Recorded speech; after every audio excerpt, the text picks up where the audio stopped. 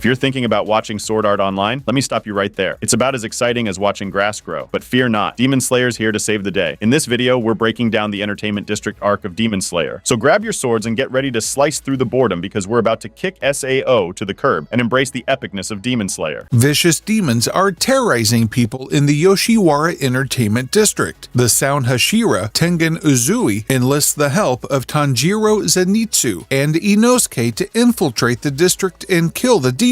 In this video, I'll break down the Demon Slayer Entertainment District arc, Episode 1, Sound Hashira, Tengen Uzui. The anime begins with a quick recap of Mugen Train's ending. Akaza had to flee from his fight with Kyojuro Rengoku since the sun was coming up. Kyojuro dies from his injuries. The Demon Slayers are very sad about Kyojuro's death. Akaza reports to Muzan, who's now disguised as a young boy. Muzan is disappointed in Akaza since he was only able to kill one Demon Slayer and not all of them. Akaza is dismissed and he vows to kill Tanjiro the next time they meet. Tanjiro follows Kyojuro's crow and goes to his house. Tanjiro should be resting. He was stabbed in the stomach, so it's going to take some time to recover. Tanjiro encounters Kyojuro's younger brother Sanjuro and his father Shinjuro. Tanjiro came to deliver some messages from Kyojuro. Shinjuro used to be a flame Hashira, but now he's an alcoholic and hates the Demon Slayers. Shinjiro sees Tanjiro's earrings and thinks that he's a wielder of the sun breathing technique, which was the first breathing technique ever created and the most powerful of them all. The other breathing techniques are derived from sun breathing. Tanjiro doesn't know what Shinjiro is talking about though, since his family have been charcoal burners for generations. Tanjiro is angry and headbutts Shinjiro for badmouthing Kyojuro. However, he gets knocked unconscious. Tanjiro wakes up later and talks with Sanjuro alone while Shinjiro is out buying sake. Sanjuro shows Tanjiro a book about the 21st Flame Hashira. Tanjiro tries to read the book, but it's ripped to shreds and unreadable. Sanjuro believes that Shinjiro must have torn those pages and plans to restore the book. Tanjiro leaves and Sanjuro gives him Kyojuro's Nichirin Sword guard. Tanjiro doesn't have a sword anymore since he threw it at Akaza, so this handguard will be useful when Tanjiro needs to get another sword crafted. There's a 4-month time skip. Tanjiro, Zenitsu, and Inosuke train every day to become stronger. Tanjiro goes to a mountain shrine with Nezuko to kill a demon. Zenitsu and Inosuke should have accompanied Tanjiro and Nezuko. They need all the help they can get to fight the demon, so the more the merrier. Tanjiro uses his total concentration water breathing 4th form to decapitate the demon and kill it. The Sound Hashira Tengen Uzui comes to visit Tanjiro, Zenitsu, and Inosuke. They go with them to the Yoshiwara Entertainment District for their next mission. Strong demons reside there since people go to sleep during the day and are active at night. Episode 2, Infiltrating the Entertainment District. Tengen says that he's the god of flashiness. The Demon Slayers arrive in the Entertainment District at night. There are lots of people around and it's very lively. Tengen explains that he sent his 3 wives to infiltrate 3 different houses in the district, but stopped receiving regular check-ins from them. Tanjiro, Zenitsu, and Inosuke disguise themselves as girls so they can blend in and find Tengen's wives. It would have been smarter for Tengen to just bring 3 girls along if this is what needs to be done. These disguises don't look convincing at all, and people can easily tell that they're not girls. Tanjiro, Zenitsu, and Inosuke don't sound like girls either, so they can't talk or else it would be obvious that they're not girls. This anime takes place during the early 20th century, so voice changers aren't a thing yet. Tanjiro, Zenitsu, and Inosuke are somehow each accepted to work at the 3 different houses where Tengen sent his wives. Tanjiro overhears some girls talking about Ashinuke, and he asks what it means. The girls tell Tanjiro that Ashinuke means to run away from here without paying off your debts. It's really bad if you get caught. There's a rumor that Suma, one of Tengen's wives, committed Ashinuke, but nobody knows for sure. Tanjiro needs to find out more information and he says that Suma is his older sister. We see that Tanjiro is so honest he can't assume a normal expression when he lies. Tanjiro is not the right person for an infiltration job since he's not a good liar. People are going to be suspicious of him if he can't keep his composure. Tengen observes the district from the rooftops, but he doesn't notice anything out of the ordinary. Inosuke discovers that Makio, one of Tengen's wives, is being held captive in a secluded room. It's nice how Inosuke remembers the name of Tengen's wife since he usually gets Tanjiro and Zenitsu's names wrong. Makio is currently being restrained by several obi and interrogated by an unknown female voice. Episode 3, What Are You? Inosuke investigates the room, but it turns out to be completely empty. Inosuke senses something moving through the walls and he chases it through the house, but loses sight of it because other people got in the way. Inosuke shouldn't have done anything. If it was a demon, then Inosuke can't really fight back since he doesn't have his dual swords. It's a good thing that Inosuke lost track of it. Zenitsu realizes that his house's Oiran, Warabihime, is actually an upper-ranked demon. Zenitsu grabs Warabihime's wrist since she was scolding a helpless little girl. Zenitsu also shouldn't have done anything since he doesn't have his sword and can't fight back either. Tanjiro, Zenitsu, and Inosuke are here on a recon mission, so they should only be observing what's going on and not interfering with anything since that'll draw a lot more suspicion towards themselves. There's a flashback to 2 days ago, and the madam of the house, Omitsu, discovers Warabihime's true identity as a demon, so Warabihime kills Omitsu by dropping her from the sky. As mentioned in the anime itself, Omitsu should have kept quiet. She would still be alive if she didn't try to confront and kill Warabihime. It's not like a small kitchen knife is going to kill a powerful demon anyway, since it's not a Nichirin sword, so Omitsu died for nothing. Warabihime returns inside the house and meets Muzan. He calls Warabihime by her demon name Daki. We learn that Daki has already killed 7 Hashira. Back in the present, Zenitsu gets knocked out by Daki and she suspects that he's a demon slayer. Zenitsu later gets captured by Daki when he regains consciousness. This is why Zenitsu shouldn't have done anything. He would have gone unnoticed and could report back to Tengen. Afterwards, it would be easy to beat Daki. They could set the house on fire during the day and force Daki to come out into the sunlight, which is one of the demon's only weaknesses. Daki would get fatally burned to ashes by the sunlight. Episode 4, Tonight. Tanjiro and Inosuke meet on a rooftop to exchange information. They shouldn't be yelling so loudly since other people can hear them. This is a recon mission, so Tanjiro and Inosuke need to be more stealthy. Tengen comes and tells them that Zenitsu is missing. Tengen feels bad for putting the demon slayers in danger and lets them leave so he can continue this mission on his own. However, Tanjiro and Zenitsu choose to stay and fight. This is not a wise decision. The demon slayers weren't able to beat Akaza in the Mugen Train movie, so they're not going to be able to defeat Daki either. Tanjiro and Inosuke should leave the district while they still have the chance. Tanjiro talks to the Oiran of his house, Koinatsu, and tells her that he's leaving. Koinatsu already knew that Tanjiro was a boy the whole time, so it looks like their disguises didn't work. As stated before, it was obvious that Tanjiro, Zenitsu, and Inosuke weren't girls. Daki comes to trap Koinatsu in her obi after Tanjiro leaves the room. Inosuke has some muscular mice bring him his swords, and he gets rid of his disguise. Tengen holds the master of Zenitsu's house at knife point and questions him for information about the demon. Tanjiro smells a demon nearby and returns to the house. He encounters Daki and the two fight. This was an obvious trap, so Tanjiro should have been more careful. It's nighttime, so the demons are going to be out and about since the sun has gone down. If Tanjiro smelled a demon, then he should have reported back to Tengen and they could have confronted Daki together. Or Tanjiro should wait until morning when the sun is up. Then he could find a way to lure Daki out of the house and she would get killed by the sunlight. Additionally, if Tanjiro is able to smell the demons, then this whole recon mission was pointless. Tanjiro could locate the demons himself by going out at night and smelling the main houses. Once the characters have found the demons, then it would lead them to Tengen's 3 wives as well. Tanjiro figures out that Daki's obi can absorb people inside of it. That's why he couldn't find anything when he searched the building. One of the shoulder straps on Nezuko's box breaks, and Tanjiro is forced to leave her on the side. This is actually good since Tanjiro is no longer carrying all that extra weight. He can be a lot more agile and dodge Daki's attacks. Nezuko could come out and help Tanjiro fight Daki since it's nighttime. Tanjiro won't be able to beat Daki on his own, so he needs help. Tanjiro tries to fight Daki alone, despite knowing she's an upper-ranked demon. Episode 5, things are gonna get real flashy. Tengen finds one of his wives, Hinatsuru. She was captured by Daki's obi and unable to contact Tengen. Tanjiro's sword is already nicked even though he only clashed with Daki for an instant. Tanjiro should realize that he's no match for Daki and try to escape instead of taking her on all by himself. Additionally, Tanjiro should try to make a lot of noise. Tengen will hear it and come to help him. Tanjiro attempts to use his Hinokami Kagura against Daki, but his body is too fatigued and his muscles have tightened up, so it's not very effective. Tanjiro shouldn't have bothered trying to fight Daki on his own. Reporting back to Tengen and getting assistance would be the best course of action. Tanjiro uses his recovery breathing and increases his body heat. He thinks he can fight an upper-ranked demon now. Tanjiro vows to win the fight so he can protect the innocent people. Inosuke finds a narrow passageway under his house. Inosuke dislocates all his joints and crawls through the passageway. It leads to a cave where Daki is keeping her victims captive in her obi and planning to eat later. The victims include Zenitsu and Tengen's two other wives, Makio and Suma. The obi is sentient and fights Inosuke. Daki isn't controlling the obi, so it's not very powerful. Inosuke slices the obi and frees some of the people trapped inside of it. Daki orders the obi to capture Inosuke alive. Inosuke uses his beast-breathing technique to slash the obi, but chooses to save more people first. Makio, Suma, and Zenitsu get freed and help Inosuke fight the obi. Zenitsu is way more powerful when he's asleep. As Inosuke said in the anime, maybe Zenitsu should stay asleep the whole time. The muscular mice delivered Zenitsu's sword to him. Tengen comes to join the fight. He easily defeats the obi without breaking a sweat. There's a flashback scene. Tengen values his three wives' lives first, law-abiding citizen second, and his own life third. Back in the present, Tengen says that things are going to get real flashy. Episode 6, Layered Memories. Tanjiro and Daki continue their fight. The obi from the cave go back to Daki and merge into her body. Daki is now transformed into something much stronger. Instead of standing and watching, Tanjiro should attack Daki while she's transforming since she's vulnerable. Tanjiro and Daki made too much noise, so random people are coming to see what's going on. Daki gets angry. She destroys a bunch of the nearby buildings and kills several innocent people. Fighting in a crowded area isn't a good choice since there will be a lot of collateral damage. Tanjiro should have tried luring Daki away from here so they could fight in an open field or something. Moreover, the people should have minded their own business when they saw that a demon was involved. Daki is about to leave, but Tanjiro gets upset and tells her to come back. This was incredibly foolish. Daki left Tanjiro alive, so he should be grateful and take this opportunity to retreat. Tanjiro could then go back to the other demon slayers and tell them about Daki, so they could return and team up to fight against her. Tanjiro isn't able to defeat Daki on his own, so continuing this fight isn't a smart option. Tanjiro is injured, so he won't be able to use his full strength. In the meantime, Shinjuro is writing an apology letter to Tanjiro since he was ashamed of his behavior. Tanjiro is mad at all the death and destruction Daki caused. He gets a second wind and attacks Daki again on the rooftop. Daki starts seeing distant memories of someone similar to Tanjiro. She thinks that the memories are from Muzan's cells in her body. Instead of standing there and doing nothing, Tanjiro should attack Daki while she's distracted. He needs to use every chance he gets. Tengen, Zenitsu, and Inosuke chase after the obi that escaped the cave. Tanjiro uses a series of powerful Hinokami Kagura attacks against Daki. Tanjiro slashes Daki's neck, but she transforms it into an obi, so Tanjiro isn't able to cut through since it's too soft. Tanjiro should have continued to use his Hinokami Kagura. The fire should be able to burn through the obi. Tanjiro cuts more of Daki's obi and he nearly severs her neck again, but Tanjiro wasn't breathing and falls to catch his breath. Tanjiro was really close. If he was breathing properly, then he could have beheaded Daki this time. Daki is about to slice Tanjiro's head off, but Nezuko comes and destroys Daki's head with a kick. Better late than never, I guess, but Nezuko should have been fighting with Tanjiro from the start. It doesn't make sense why Nezuko waited till now to join the fight. Tanjiro and Nezuko would probably be able to beat Daki if they teamed up from the beginning. Tanjiro could keep Daki occupied and Nezuko could sneak attack her from behind where she's vulnerable. Now that Tanjiro is injured and passed out, Nezuko will have to face Daki on her own. Nezuko should continue to attack Daki over and over again instead of standing there and giving her the chance to regenerate. Daki remembers Muzan telling her about Nezuko. She was a demon that went rogue and Muzan wants Daki to kill her. Daki fights Nezuko and easily bisects her using the obi. However, Nezuko quickly regenerates and bites through her bamboo muzzle. muzzle. Nezuko grows bigger and she changes into a powerful demon. Nezuko fights Daki again. She should stop using your kicking move though, since Daki already knows how to counter it. We've seen Nezuko using other attacks before, so she should switch up her attack style to be less predictable and make it more difficult for Daki to counterattack. Episode 7, Transformation. Nezuko doesn't die when she's beheaded since her blood congeals very fast and holds her body together. Nezuko's blood burns Daki. Nezuko is able to regenerate almost instantly. Daki realizes that Nezuko has a stronger regenerative ability than her. Nezuko is able to overpower Daki and she throws her into a random building. This was unnecessary. Nezuko should have just killed Daki on the spot instead of throwing her away. A woman starts bleeding and Nezuko goes to attack her, but Tanjiro arrives and restrains Nezuko before she's able to kill the woman. Daki comes back to attack Tanjiro and Nezuko. However, Tengen shows up and severs Daki's head with ease. He doesn't think that Daki is an upper-ranked demon since she's way too weak. If it was this easy for Tengen to cut off Daki's head, then Tanjiro should have retreated and asked for his help a while ago. There was no point for Tanjiro to waste so much time and effort fighting Daki if Tengen could easily beat her. Tanjiro sings Nezuko a lullaby that their mother sang to them and this calms her down. Nezuko reverts back to her old body and she falls asleep. Daki isn't dead though, and she holds her head in her hands. Daki starts throwing a tantrum and her brother Gyutaro emerges from within her body. Tengen should have completely obliterated Daki's head and body instead of standing there and doing nothing. Something was clearly wrong since Daki wasn't disintegrating after she was beheaded. It might have been a case similar to Enmu from the Mugen Train movie. Enmu merged with the train so he didn't die when Tanjiro severed his neck. Tanjiro and Inosuke had to find Enmu's neck bone and cut it to kill him. It's also a good thing Tanjiro didn't decapitate Daki earlier since he would have to face Gyutaro. Tanjiro wouldn't be able to beat Gyutaro since he was exhausted. Gyutaro reattaches Daki's head to her body and heals all her wounds. Tengen should have taken Daki's head and ran far away so Gyutaro couldn't reattach it to her body. Gyutaro is jealous of Tengen's appearance. He fights Tengen with his dual sickles and blood demon art. Zenitsu and Inosuke finally come. Tanjiro tells them to go and back up Tengen while he puts Nezuko back in her box. Gyutaro uses his flying blood sickles against Tengen as he tries to protect the innocent civilians around. The civilians should run away and get to safety so Tengen doesn't have to waste his efforts to protect them. Furthermore, putting Nezuko to sleep was a mistake since the fight was far from over. If Nezuko was awake, then she could have fought Gyutaro and probably would have killed him. Tengen wonders if he can destroy the demons if he manages to behead Gyutaro. Episode 8, Gathering. After putting Nezuko back in her box, Tanjiro plans to go back and fight. This is not a smart choice. Tanjiro should stay out of the fight and rest since he's injured. Gyutaro is envious of Tengen and thinks that he was special since the day he was born. Tengen is angry because he doesn't have any unique talents. Tengen explains that he brutally trained hard as a shinobi since he was a young man to become what he is today. Gyutaro's sickles are coated with an extremely lethal poison, and he cut Tengen earlier to poison him, but poison apparently doesn't work on Tengen. There's no use trying to change Gyutaro's mind, so talking is a complete waste of time. It would make sense if Tengen was trying to keep Gyutaro preoccupied so that Zenitsu and Inosuke could sneak attack him, but that's not the case here. The poison is slowly affecting Tengen, but he continues to claim that it has no effect. It is possible to train your body to be resistant to poison, like Killua in the Hunter x Hunter series. You would have to gradually self-administer non-lethal amounts of poison so your body can eventually develop an immunity. Tengen fights Gyutaro and Daki. The best way for Tengen to beat Gyutaro and Daki is to separate them. For example, Tengen could throw his smoke bombs at Daki to stun her and kill Gyutaro when he has the chance. Daki is beheaded again, but she doesn't die. Tanjiro, Zenitsu, and Inosuke finally come to help Tengen. Instead of announcing their presence and making such a loud entrance, they should have used the element of surprise and attacked the demons when they were least expecting it. In the meantime, Makio and Suma evacuate the people in the district. This is a good choice since it reduces the collateral damage and innocent people won't die. This should have been done a lot sooner. Hinatsuru makes her way to the fight. Zenitsu is somehow still asleep, which is great since he's much more powerful this way. Tanjiro sees Gyutaro and correctly deduces that he must have splintered from Daki. Tengen figures out how to defeat Gyutaro and Daki. They need to get beheaded simultaneously. It's a lot easier said than done though, and many other demon slayers perished because they couldn't do that. Gyutaro has killed a total of 15 demon slayers. Zenitsu and Inosuke fight Daki while Tanjiro and Tengen fight Gyutaro. Tanjiro should wake Nezuko up so she can join the fight too. The demon slayers need a lot more help to defeat Gyutaro and Daki. Zenitsu is still mad at Daki for scolding that girl. Daki has a third eye in her forehead that Gyutaro implanted and she opens it. This means that Gyutaro only has one eye left, so if the demon slayers manage to poke it out, then Gyutaro will be blind and won't be able to fight properly. Gyutaro and Daki sync their powers. Tanjiro uses his water-breathing technique instead of his Hinokami Kagura to fend off Gyutaro's attacks. This is a wise decision since water breathing is better for defense. Hinatsuru comes and interrupts the fight. She fires several kunai laced with a wisteria-based poison at Gyutaro. Attacking from the high ground was a good choice. Gyutaro was out in the open so he wouldn't be able to hide and take cover. Gyutaro attempts to block all the kunai, but this leaves him wide open. Tengen is able to cut off Gyutaro's legs, which don't regenerate quickly due to the wisteria-based poison. If the wisteria-based poison is so effective against the demons, then the demon slayers should all lace their weapons with it. The demon slayers would have a much easier time defeating the demons since the wisteria-based poison hinders their regeneration. Tanjiro tries to slice Gyutaro's head off. Episode 9: Defeating an upper-ranked demon. There is another flashback scene. Tengen and his 3 wives visit the Uzui family grave. Tengen pours sake over the grave. Afterwards, the group all share a meal together, and Tengen promises his deceased siblings that he'll live the flashiest life possible. Back in the present, Gyutaro manages to neutralize the wisteria-based poison in the nick of time and regenerate both of his legs. Instead of lacing the kunai with wisteria-based poison, the characters could use a gun and bullets laced with the wisteria-based poison. Guns do exist during the time period this anime takes place in and have been around in Japan for the past several hundred years. It's also much harder to dig a bullet out of your body than to pull out a kunai. Gyutaro uses his blood demon art. Tengen retaliates by using his sound breathing, but Gyutaro suddenly vanishes. Daki attacks Tengen with her obi and Hinatsuru tries to fend off the attack, but Gyutaro appears behind Hinatsuru on the rooftop. Tengen remembers that he promised his 3 wives they could retire from fighting and live as ordinary people if they defeated an upper-ranked demon. Tanjiro doesn't want another person to get killed, so he combines his water breathing and Hinokami Kagura to move quickly and save Hinatsuru before Gyutaro kills her. Gyutaro attacks Tanjiro, but Tengen comes to help him. Tengen shouldn't have yelled. He could have quietly snuck up behind Gyutaro and attacked him when he wasn't expecting it. Meanwhile, Zenitsu and Inosuke continue to fight Daki. They should spread out and attack Daki from different directions so it would be harder for her to defend herself. For instance, Inosuke could attack Daki from the front, while Zenitsu attacks her from behind. Gyutaro uses his dual sickles and stops Tanjiro and Tengen from beheading him. Tengen tries to use his other sword to slice off Gyutaro's head. However, Gyutaro completely turns his head back 180 degrees and stops the sword with his mouth. Gyutaro uses his blood demon art again, so Tengen knocks himself and Gyutaro away so Tanjiro and Hinatsuru can escape. Tanjiro helps Zenitsu and Inosuke fight Daki while Tengen battles Gyutaro on his own. Daki is much weaker than Gyutaro though, so Tanjiro should be helping Tengen instead, especially since Tengen has been poisoned by Gyutaro and will be unable to fight soon. Hinatsuru goes into hiding, which is a wise decision. She can't fight the upper-ranked demons, so she would get in the way and would need the others to protect her, although Hinatsuru could go and get more kunai laced with the wisteria-based